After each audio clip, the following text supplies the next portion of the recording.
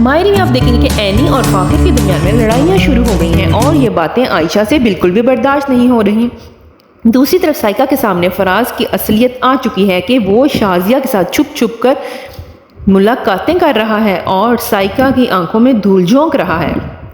ادھر حبیب جو کہ آخر کار راحیلہ کی ساری چالوں سے واقف ہو جائے گا،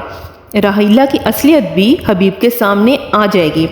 اگلے آنے والی ساتھ میں آپ دیکھیں گے کہ اینی اپنی ماں سے کہتی ہے کہ امی جان آپ میری بیٹی انایا کو سنبھال رہی ہیں اور میں اسی وجہ سے اپنی سٹڈیز کو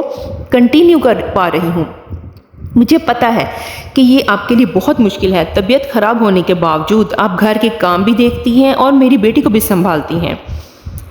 آپ کی ساری قربانیاں اور میرے سارے اسٹرگل کا مقصد یہ ہے کہ ایک دن میں پڑھ لکھ کر اس قابل ہو جاؤں کہ فاخر کے کاروبار میں اس کی مدد کر سکوں۔ آپ دیکھنا کہ ایک دن ایسا ضرور آئے گا کہ آپ لوگ بھی اور ساری دنیا والے بھی ہماری سٹڈیز کی مثال دیں گے کہ کیسے ایک بیٹی نے شادی کی اور بچی پیدا ہونے کے باوجود وہ کالج بھی گئی اور اس نے گھر کی ذمہ داریاں بھی نبھائی اور اس کے باوجود وہ کامیاب ہوئی۔ سائقہ جس کو ایک بار فراز پر شک ہو گیا تھا وہ اب اس کا پیچھا کرتی کرتی اس کی تہ تک پہنچ چکی ہے۔ ایک بار کہتے ہیں کہ اگر عورت کو شک ہو جائے مرد پر تو پھر ساری زندگی وہ مرد پر دوبارہ اعتبار نہیں کر سکتی، اور چاہے مرد بیچارہ ساری زندگی اپنے کردار کی گواہی دیتا پھرے۔ اسی لیے اس شک کی بنیاد پر سائقہ نے جب پیچھا کیا کہ دیکھوں تو صحیح فراز کی اصلیت کیا ہے، تو اس کو پتہ چلا کہ اچھا یہی وہ عورت ہے شازیہ جو بار بار فون کر رہی تھی، اور اب وہ اس کا پیچھا کرتے ہوئے شازیہ کے اور فراز کے چکر تک پہنچ گئی۔ شازیہ تو وہی لڑکی ہے جس کے ساتھ فراز نے کاروبار شروع کیا تھا، مگر اب وہ دونوں آپس میں رنگ رلیاں منا رہے ہیں۔ پھر جب فراز گھر آتا ہے تو سائقہ غصے میں کہتی ہے کہ کہاں تھے تم، اور وہ کہتا ہے کہ میں آج کل کاروبار کے سلسلے میں بہت مصروف ہوں، اسی لیے دیر سویر ہو جاتی ہے۔ سائقہ چلاتی ہے کہ میں جانتی ہوں کون سی مصروفیت ہے، میں جان لے لوں گی تمہاری، میں نے آپ کو اس لڑکی کے ساتھ کھانا کھاتے ہوئے دیکھ لیا تھا۔ اور ادھر اینی جب اسکول سے واپس آتی ہے تو راحیلہ دروازہ کھولتی ہے، وہ دیکھتی ہے کہ اینی بھاگ کے اندر جا رہی ہے، تو وہ سوچتی ہے کہ کیوں جا رہی ہے، اس کو یہ نہیں پتا کہ وہ اپنی بیٹی کی وجہ سے فکر مند ہے اور اسی لیے بھاگ کر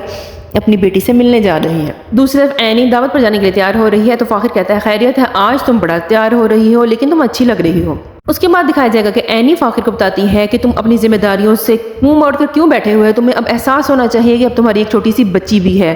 اس کے چوٹ لگ گئی تھی اور تم اس کو ہاسپٹل تک نہیں لے کے گئے۔ تو فاخر یہ سب باتیں سن کر غصے میں آ جاتا ہے کہ اگر اس کو چوٹ لگ گئی تھی تو اس میں تمہاری ہی غلطی ہے، کیونکہ بچوں کو سنبھالنا ماں کی ذمہ داری ہوتی ہے، باپ کی نہیں۔ فاخر ابھی بہت چھوٹا ہے اور اس کو ابھی اس بات کا احساس نہیں ہوا کہ وہ اب باپ بن چکا ہے۔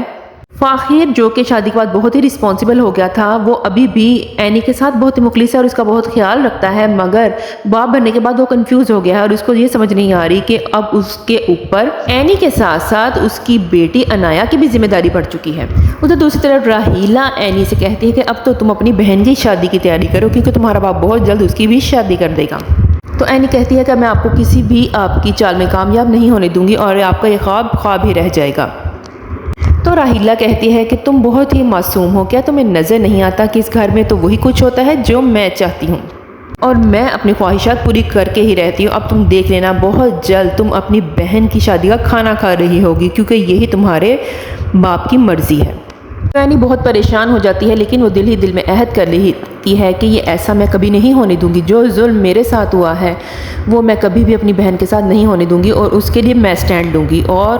اپنی بہن کے مستقبل کے لیے میں خود سٹرگل کروں گی۔ تو فرینڈز یہ تھا مائری کے نیکسٹ ایپیسوڈ کا سارا خلاصہ۔ اگر آپ کو ویڈیو پسند آئے تو آپ سے ریکویسٹ ہے کہ آپ ویڈیو کو لائک کر دیں، چینل پر نئے ہیں تو اس کو سبسکرائب کر دیں۔ ملتے ہیں کسی نیکسٹ ویڈیو میں، تب تک کے لیے اپنا بہت سارا خیال رکھیے گا۔ اللہ حافظ۔